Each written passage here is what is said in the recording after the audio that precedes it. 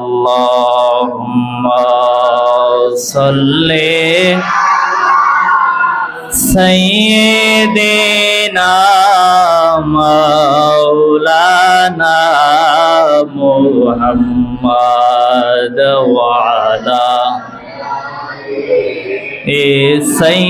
সাইয়্যিদিনা মাওলানা মুহাম্মাদ আল্লাহুম্মা সাল্লি সাইয়্যিদিনা মাওলানা মুহাম্মাদ ওয়া আলা সাইয়্যিদিনা মাওলানা মুহাম্মদ। মুহররমের 10 তারিখে কি গটাইলেন রব্বানা, মুহররমের 10 কি গটাইলেন রব্বানা, কলিজা ফাটিয়া যাই রে, কলিজা ফাটিয়া যাই রে, শুনিলে সে ঘটনা। আল্লাহুম্মা সাল্লি সাইয়্যিদিনা মাওলানা মুহাম্মাদ ওয়া আলা আলি সাইয়্যিদিনা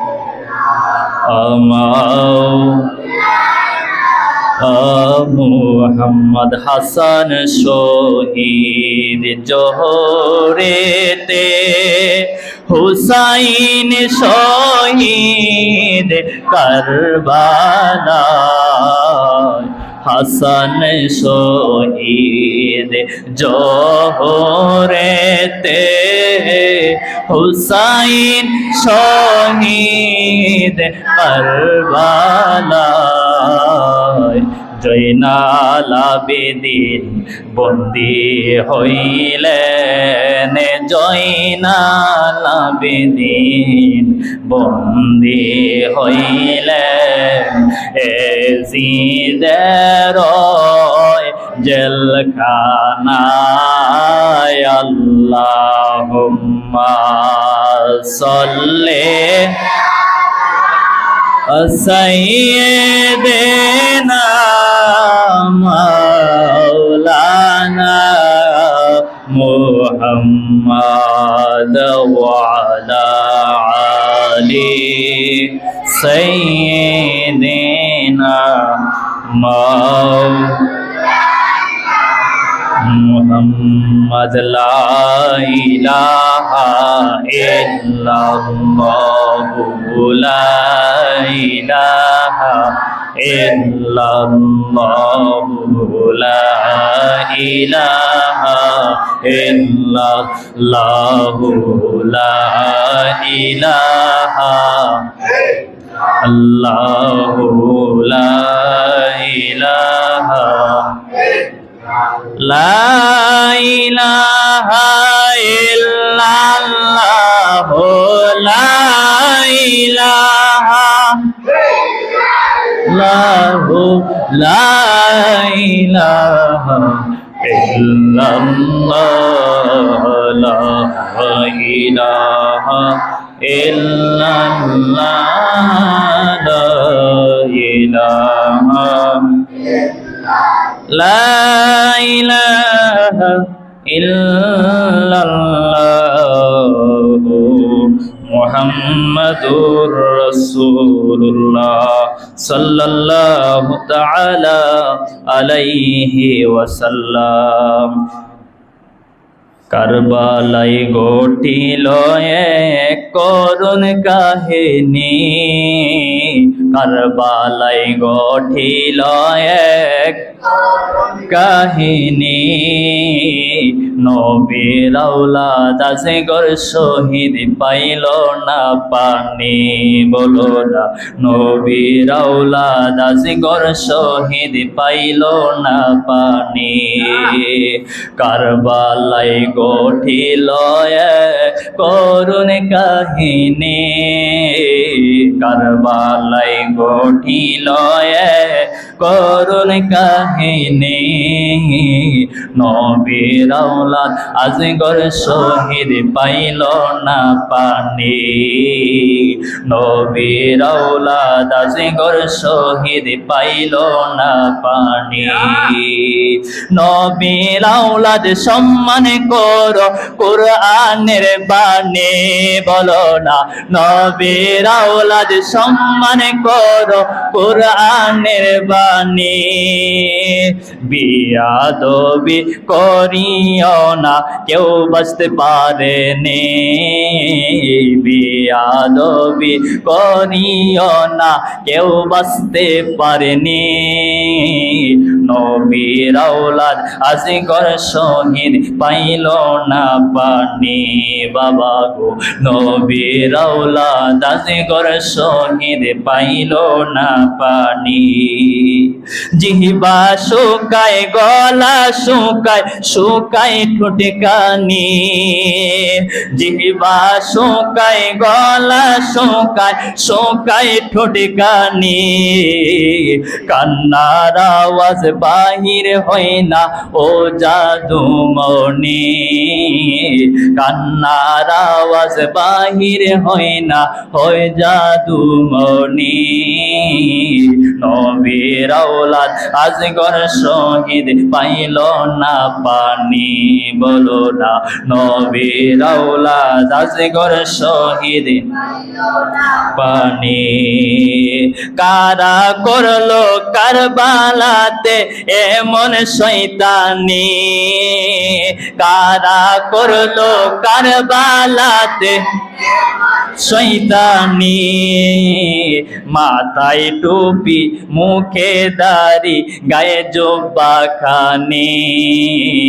মাথায় টুপি, মুখে দাড়ি, গায়ে জুব্বা খানি। নবীর আওলাদ আজগর শহীদ পাইল না পানি।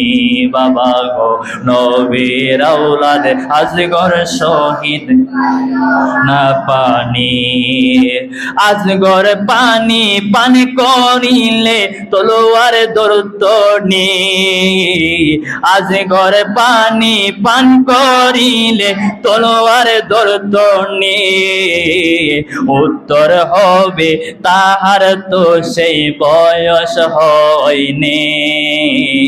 নবীর আওলাদ আজগর শহীদ পাইল না পানি। বাবা গো, নবীর আওলাদ শহীদ ও না পানি। কারবালায় ঘটিল এক করুণ কাহিনী। কারবালায় ঘটিল এক করুণ কাহিনী। নবীর আওলাদ আজগর শহীদ পাইল না পানি। বাবারে, নবীর আওলাদ শহীদ পানি। আলহামদুলিল্লাহ, পাক আমাদেরকে পবিত্র মুহররম মাসে আল্লাহর ঘর মসজিদে আসার বসার তৌফিক দিয়েছেন। সকলে বলুন আলহামদুলিল্লাহ। এই মাসের একটি দিবস রয়েছে, যেটি হলো 10ই মুহররম। এই 10ই মুহররমে আল্লাহ তাআলা পৃথিবী সৃষ্টি করেছেন। হযরত আদম আলাইহিস সালামের তওবা কবুল করেছেন। নূহ আলাইহিস সালামের কিস্তি, নৌকা যদি পাহাড়ে এসে স্থির হয়েছিল এই মুহররমের 10 তারিখেই। ইব্রাহিম আলাইহিস সালামের অলৌকিক মুক্তি আল্লাহ তাআলা দিয়েছিলেন নমরুদের অগ্নিকুণ্ড থেকে। যখন ইব্রাহিম আলাইহিস সালামকে নমরুদে আগুনের মধ্যে ফালাইলেন, আল্লাহ তাআলা এই মুহররমের 10 তারিখে অগ্নি থেকে, আগুন থেকে রক্ষা করেছেন। জোরে বলে সুবহানাল্লাহ। তাহলে কেউ যদি আল্লাহকে রাজি খুশি করতে পারে, রাজি খুশি করে নেয়, আগুনের মধ্যে যদি ফালায়, সে আগুনের মধ্যে জ্বলবে না। তাহলে আমরা অনেকে দুনিয়ার আগুনকে ভয় পাই না? ভয় পাই যে আগুনে পড়লে তো আমার আগুন আমার শরীর পুড়ে যাবে। কিন্তু আল্লাহকে যদি রাজি করতে পারে না, আগুনেও যদি ফালানো হয়, আপনাকে কেউ পুড়তে পারবে না। এরপরে আইয়ুব আলাইহিস সালামকে আল্লাহ দীর্ঘ 18 বছর কঠিন রোগের মধ্যে রাখছিলেন, সারা শরীর রোগের মধ্যে ছিল। এমন ভাবে উনার শরীরটাকে ফুকে খাইছিল, জিহ্বা ব্যতীত আর কোনো কিছুই ছিল না। জোরে বলি সুবহানাল্লাহ। কেন? উনার স্ত্রী ছিল, অনেক কয়েকজন স্ত্রী ছিল, এবং উনার ধন সম্পত্তি ছিল, বাদশাহী ছিল। এরপরে আল্লাহ তাআলা পরীক্ষা করার জন্য আল্লাহ এই একটা রূপ দিলেন। দেখলেন যে আইয়ুব তো এত কিছু পাওয়ার পরে আমাকে বলে না, বান্দা আমাকে বলে যায় অল্প কিছু টাকা পয়সা পাইলেই, আইয়ুব তো বলে না। কি করা যায়? আইয়ুবকে রোগের মধ্যে ফালাইয়া দিলেন। আইয়ুবের সারা শরীর কি হলে এই পোকায় ঝরঝরিত করে ফেললো। এরপরেও আইয়ুব আলাইহিস সালাম আল্লাহকে বলে না, আল্লাহর নাম স্মরণ করে আল্লাহরা বললেন, আল্লাহ, ওগো আল্লাহ, একটা কাজ করবেন, আমাকে আপনি এত কিছু দিয়েছেন, আবার কেড়েও নিয়েছেন, সারা শরীরের মধ্যে পোকায় আপনি ভরপুর করে দিয়েছেন, এটাও আপনি শেষ করে দিতেছেন। সারা শরীর যদি আপনি নিয়ে নেন অসুবিধা নাই, আপনি যদি রাজ থাকেন অসুবিধা নাই, তবে একটা জিনিস আমি অক্ষত চাই আল্লাহ, সেটা হলো আমার জিহ্বা। কই কি করবা?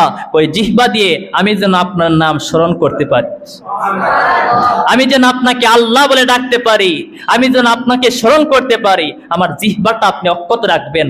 আল্লাহ খুশি হয়ে গেলেন, রাজি হয়ে গেলেন, সবকিছু আবার ফিরিয়ে দিলেন। জোরে বলি সুবহানাল্লাহ। সবকিছু আল্লাহ ফিরিয়ে দিলেন। বুঝতে পারলেন যারা আমার বন্ধু, যারা আমার ওলি, যারা আমার নবী, যারা আমার প্রকৃত বন্ধু, তারা যা কিছুই পাক না কেন, দুনিয়ার আয়েশ আরাম যা কিছু, ধন সম্পত্তি যা কিছুই পাক না কেন, আমাকে ভুলবে না তারা। আল্লাহ খুশি হয়ে গেলেন, সবকিছু আবার দিয়া দিলেন। এরপরে আল্লাহ তাআলা এই মুহররমের 10 তারিখে ইউনূস আলাইহিস সালামের উনি মাছের পেটে চলে গেছিলেন। আমরা কত মিনুস পড়ি না? হযরত ইউনূস আলাইহিস সালাম উনি মাছের পেটে যখন চলে গেলেন, আল্লাহ একটা দোয়া শিখাই দিলেন। তুমি একটা দোয়া করো, ও লা ইলাহা ইল্লা আনতা সুবহানাকা ইন্নী কুনতু মিনাজ জালিমিন। এই দোয়াটা পাঠ করো। পাঠ করতে লাগলেন। আল্লাহ তাআলা ইউনূস আলাইহিস সালামকে এই মুহররমের 10 তারিখে আল্লাহর রহমতেই উদ্ধার করেছিলেন। ইয়াকুব আলাইহিস সালামের হারানো দৃষ্টি শক্তি আল্লাহ ফিরিয়ে দিয়েছিলেন। কখন? ইউসুফ আলাইহিস সালামের সুখে, যখন ইউসুফ আলাইহিস সালামকে ওনার ভাইয়েরা কি করলেন, নিয়ে আসেরা কূপের মধ্যে ফালাই দিলেন। কূপের ভিতরে ফালানোর পরে এই ইউসুফ নবীকে ইয়াকুব আলাইহিস সালাম অনেক ভালোবাসতেন, পছন্দ করতেন। পছন্দ করার সময় দেখলেন যে অন্যান্য সন্তান থেকেও ইয়াকুব নবী ইউসুফ নবীর অনেক বেশি ভালোবাসে। এই কারণে তারা বললেন, না, একটা কাজ করতে হবে, এরে মাইরা ফেলতে হইব। এর মধ্যে একজন বড় ছিল, বড় ভাই বললেন যে না, একটা কাজ করব, ওরে মাইরা আমরা কি করব, মারার দরকার নাই, একটা কাজ করবা, এই ইউসুফ আলাইহিস সালাম রে জীবিত রাখা দাও, তবে কূপের ভিতরে যাতে পয়রা যায়, ওই তো কেউ যদি যায় পথিক, তাহলে সে এটা উদ্ধার করে নিয়ে যাবে, আমরা আর পাবো না। আল্লাহ তাআলা এই ইউসুফ আলাইহিস সালামকে রক্ষা করছিলেন এই কূপের থেকে। এই মুহররমের 10 তারিখে ঈসা আলাইহিস সালামকে আল্লাহ আকাশে উঠাই নিলেন। ঈসা আলাইহিস সালাম কিন্তু আবার পৃথিবীতে আসবেন কি হয়ে? আমাদের নবী রহমাতুল আলামিনের উম্মত হয়ে। জোরে বলি সুবহানাল্লাহ। এর আগে আল্লাহ ইমাম মাহদিকেও পাঠাবেন। ইমাম মাহদি আসবেন, দুনিয়াতে জন্মগ্রহণ করবেন। ঈসা নবী কিন্তু জন্মগ্রহণ করবে না, উনি আগমন করবেন সরাসরি, কোনো মায়ের পেটেও না। আর মাহদি আলাইহিস সালাম এই পৃথিবীতে আসবেন। ওনার বাবার নাম, আমাদের নবীর বাবার যেই নাম ছিল আব্দুল্লাহ, আমাদের নবীর মায়ের নাম যেমন ছিল আমেনা, এই নাম থাকবে। জোরে বলি সুবহানাল্লাহ। এইরকম তিনি আসবেন। ইমাম মাহদি আসার পরে ইমাম মাহদিকে ঈসা আলাইহিস সালামকে উনি দেখা হবে। দেখা হওয়ার পরে বলবেন, আপনি নামাজ পড়ান। করবেন না, আপনি হলেন এই যুগের ইমাম মাহদি, আপনি নামাজ পড়ান। নবীর উম্মত হইয়া এই ইমাম মাহদিরে কি করবেন? সম্মান দিবেন। ইমাম মাহদি নামাজ আদায় করবেন। ঈসা আলাইহিস সালাম মুহররমের 10 তারিখে ওনাকে সশরীরে আল্লাহ আসমানে উঠাই নিয়েছিলেন। কখন? যখন এই যে তার উম্মত ইহুদিরা কি করছিল, তার যে অনুসারী ছিল তারে হত্যা করতে চাইছিল, শিরচ্ছেদ করতে চাইছিল। এই যে দেখেন না, যখন খ্রিস্টানের গলার মধ্যে একটা ইয়ে থাকে, একটা চিহ্নের মতো একটা রশি থাকে, ঈসা আলাইহিস সালাম যেরকম ভাবে আটকায় রাখছিল, এরপরে শিরচ্ছেদ করতে চাইছিল। তারা মনে করছিল যে ঈসা আলাইহিস সালামকে তারা মেরে ফেলছে, কিন্তু না, আল্লাহ তারে উনারে উঠায় নিছেন। সুবহানাল্লাহ। এই ঈসা নবী আসবেন, কখন আসবেন? যখন ইমাম মাহদি এই পৃথিবীতে চলে আসবেন। এই মুহররমের 10 তারিখে আল্লাহ কিয়ামত সংগঠিত করবেন, শুক্রবার দিন থাকবে, মহাপ্রলয় সংগঠিত হবে। এর থেকেও আমরা মুহররমের 10 তারিখটারে এমন একটা কারণে স্মরণ করি, সবচেয়ে করুণ একটা যে ঘটনা, এটা হলো কারবালার ইমাম হুসাইন রাদিয়াল্লাহু তাআলা আনহুর শহীদের দিন। এই মুহররমের 10 তারিখ ইমাম হুসাইন রাদিয়াল্লাহু তাআলা আনহু কারবালার প্রান্তরে শহীদ হয়ে গেছিলেন। কার জন্য? আপনার আমার জন্য। সুবহানাল্লাহ। আপনার আমার জন্য কেন? আপনি আমি নামাজ পড়ি, আচ্ছা নামাজ দিয়ে পড়তেছি, এই নামাজ আমরা আল্লাহর হুকুম মানি, ঠিক আছে, কিন্তু আমরা কি সঠিকভাবে আল্লাহর হুকুম আদায় করতে পারি? নামাজের ভিতরে কি যেই রকম ভাবে নবী রাসূলগণ ওলিয়া উলিয়াগণ পড়ে, আমরা কি সেই রকম ভাবে পড়তে পারি? পারি না। ও কত ইবাদত বন্দেগী করি, পারি না। আল্লাহর হুকুম আমরা তাবিল করি, হুকুমটা পালন করি, যেন আমরা ডঙ্কা বাজায়া যায়, এটা এর উসিলাই যেন আল্লাহ আমাদেরকে পার করে দেয়। ইমাম হুসাইন আলাইহিস সালাতু ওয়াস সালাম ও আমাদের জন্য, নাজাতের জন্য কারবালার ময়দানে শহীদ হয়ে গেছিলেন। সুবহানাল্লাহ। শুধু উনি না, ওনার 6 মাসের সন্তান আসগর শহীদ হয়ে গেলেন। অথচ ইমাম হুসাইন রাদিয়াল্লাহু তাআলা আনহু যদি আল্লাহর কাছে বলতেন, আল্লাহ আমার সন্তানকে আপনি বাঁচায়া দেন, উনাদের দোয়া আল্লাহ কবুল করতে কি করতো না? যদি বলতো আল্লাহ ইয়েজিদের হাত থেকে আমারে বাঁচায়া দেন, আল্লাহ কবুল করতো কি করতো না? করত। কিন্তু কেন শহীদ হলেন? একটাই কারণ, নিজে অগ্রগামী হলেন, নিজে শাহাদাতের পেয়ালা পান করলেন। একটা মাত্রই কারণ, আমার এই শাহাদাতের মাধ্যমে যেন আমার নবীর উম্মতরা, আমার নানার উম্মতরা পার হয়ে যায়, তাদেরকে যেন পার করতে পারে। জরুরি। সুবহানাল্লাহ। এই একটাই কারণ।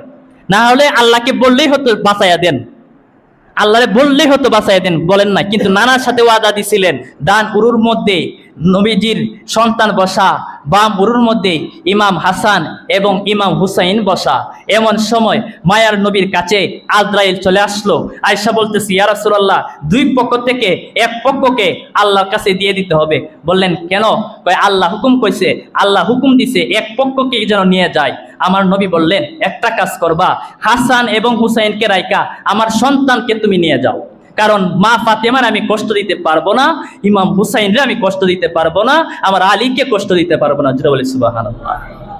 আল্লাহ উঠায় নিলেন, এই সন্তানকে উঠায় নিলেন, রইলেন ইমাম হাসান এবং ইমাম হুসাইন। আয়েশা মা ফাতেমা বললেন, আব্বা উম্মতের চিন্তায় আপনি কান্নাকাটি করতেছেন, আব্বা গো আপনারা জানাইয়া দেই, আমি মা ফাতেমার সব কিছু আপনার উম্মতের নাজাতের জন্য দিয়ে দিলাম। ওই আব্বা একটা কাজ করতেছি, শুনে রাখেন, ও আবু বকর একটা কাজ করবেন, আমার আব্বা জানেন যত বৃদ্ধ উম্মত রয়েছে,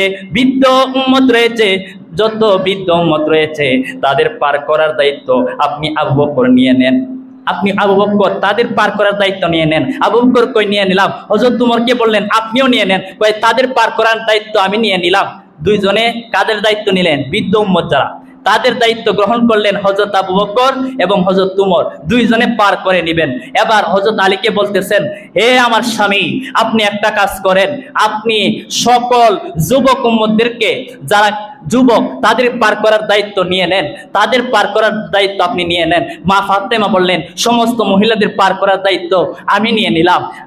আমার সন্তানেরা হাসান এবং হুসাইন, তোমাদেরকেও আরেকটা দায়িত্ব দিতে চাই, তোমরা আমার রাসূলের যত কিশোর উম্মত রয়েছে তাদের পার করার দায়িত্ব নিয়ে নাও। হযরত ইমাম হাসান কই, ইয়া রাসূলুল্লাহ, ওগো আমার আম্মা।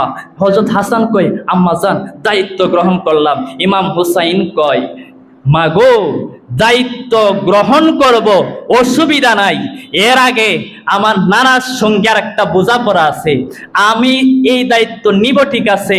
নানারে একটা বিষয় জানাই দিতে চাই। কই কি বিষয়? নানারে বলতে চাই, নানা আপনি বলছেন হুসাইন মিন্নি ওয়া আনা মিন হুসাইন, আপনি বলছেন হুসাইন আমার থেকে, আমি হুসাইন থেকে, আপনি বলছেন হুসাইন আমার থেকে, আমি হুসাইন থেকে, হুসাইন আমার থেকে, আমি হুসাইন থেকে।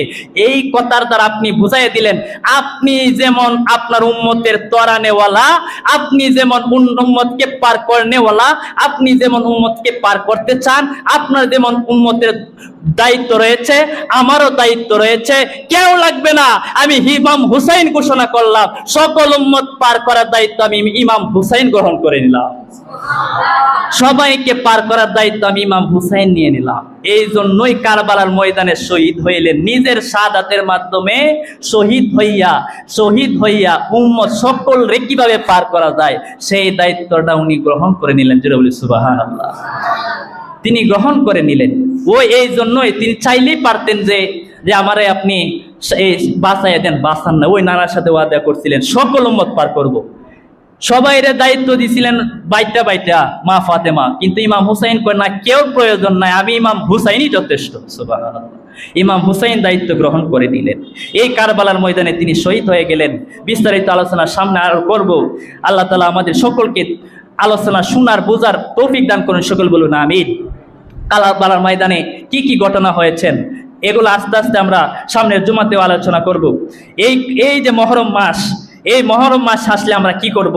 আল্লাহ রাসূল সাল্লাল্লাহু আলাইহি সাল্লাম যখন মদিনা শরীফে গেলেন, মদিনা শরীফে আগমন করে আশুরার দিন ইহুদিদের রোজা পালন করতে দেখলেন মায়ার নবী। অতঃপর রাসূলুল্লাহ সাল্লাল্লাহু আলাইহি সাল্লাম তাদেরকে জিজ্ঞাসা করলেন, তোমরা কি কারণে এই দিনটির রোজা পালন করছো? তারা উত্তরে বলল, এটা মহান দিন, এটা হলো উত্তম দিন। কেন? কয় আল্লাহ তাআলা মুসা আলাইহিস সালামকে তার সম্প্রদায় থেকে মুক্তি দিছিলেন, ফেরাউনের দৌড়ানি দিছে। মুসা আলাইহিস সালাম আল্লাহর কাছে বললেন, আল্লাহ সামনে তো নদী, কি করব? আল্লাহর কাছে চাইলেন, বললেন তোমার হাতে যে লাঠি আছে, লাঠি দ্বারা পানির মধ্যে আঘাত দাও, আঘাত দিলে আল্লাহ রাস্তা করে দিবেন।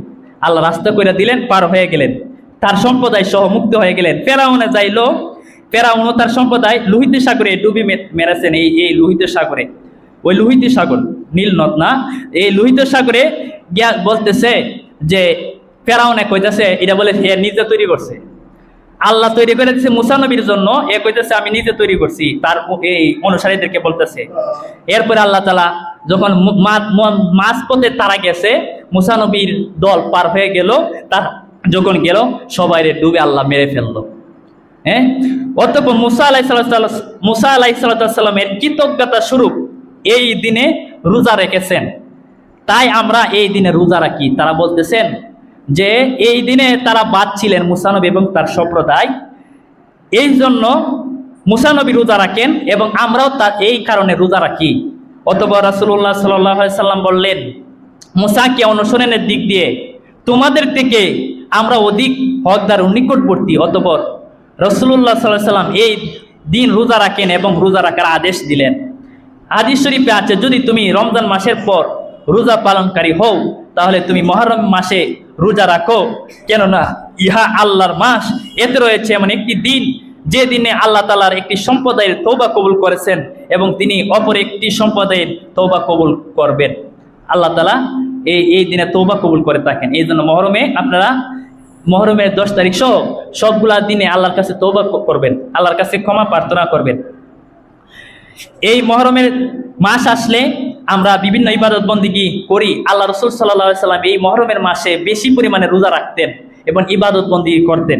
এই জন্য মা বোনদের বলবেন এবং নিজেরাও পারলে রোজা রাখার চেষ্টা করবেন। রাসূলুল্লাহ সাল্লাল্লাহু আলাইহি সাল্লাম একজন ব্যক্তিকে উপদেশ দিতে গিয়ে ইরশাদ করলেন, তুমি 5টি বিষয়ের পূর্বে মূল্যায়ন করো, তোমার বৃদ্ধ বয়সের পূর্বে যৌবনকে মূল্যায়ন করো।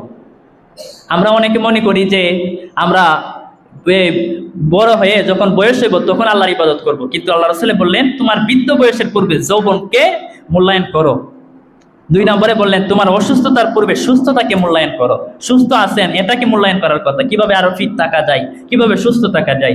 তোমার অসচ্ছলতা আসার পূর্বে সচ্ছলতাকে মূল্যায়ন করো, মানে টাকা পয়সা এখন আছে, এই খারাপ অবস্থা আসার আগে এই টাকা পয়সার মূল্যায়ন করার কথা, ধরে রাখার কথা। তোমার ব্যস্ততার পূর্বে অবসরকে এবং মৃত্যুর পূর্বে তোমার হায়াতকে মূল্যায়ন করো। একদিন আমাদের মরে যাইতে হবে, যদিও মইরা যাওয়ার পরে আমরা হায় আফসোস করি, কোনো লাভ হবে? কোনো লাভ হবে না। এই জন্য বেঁচে থাকতে আল্লাহর কাছে তওবা করবেন, আল্লাহর কাছে মাফ চাইবেন, তাহলে আল্লাহ তাআলা আমাদের সকলকে ক্ষমা করে দিবেন। আল্লাহ বলেন, নিশ্চয়ই মাসগুলোর সংখ্যা আল্লাহ তাআলার নিকট 12 মাস।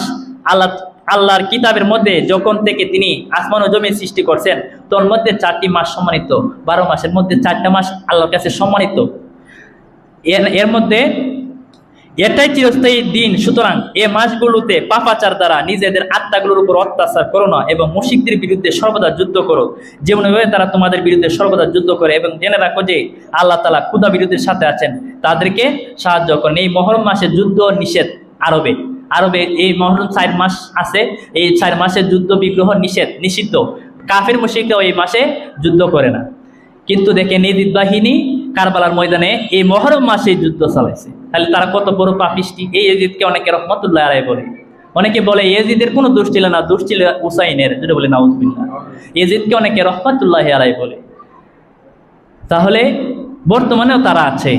আমরা তো মহরম মাস আসলে চোখের পানি ফালাই এবং কিছু আলোচনা করি। এই যে হুজুর কিবলা আগামী 26 তারিখ, হ্যাঁ আপনাদের দাওয়াত সবার আগামী 26 তারিখ, এটা 10ই মহরম মাহফিল দিচ্ছেন, এখানে যাবেন, অনেকে যাওয়ার পরে দোয়া করবেন, কান্নাকাটি করবেন। এই যে কান্নাকাটিগুলা, এই যে দোয়া, এই দোয়ার উসিলায় যদি আমাদেরকে আল্লাহ পার করে নেয় তাহলে আমাদের নাজাতের একটা উসিলা। কিন্তু দেখা যায় অনেক মসজিদ আসে অন্যান্য সব আলোচনা করবে, এই হুসাইনের নামও নিবে না, কারবালার একটু কথাও বলবে না। যাই হোক, আল্লাহ তাআলা যেন সকলকে হেদায়েত দান করে, সকলগুলো না আমিন। আসসালামু আলাইকুম ওয়া রাহমাতুল্লাহ। যারা সুন্নাত করেন না আপনারা সুন্নাত করেন।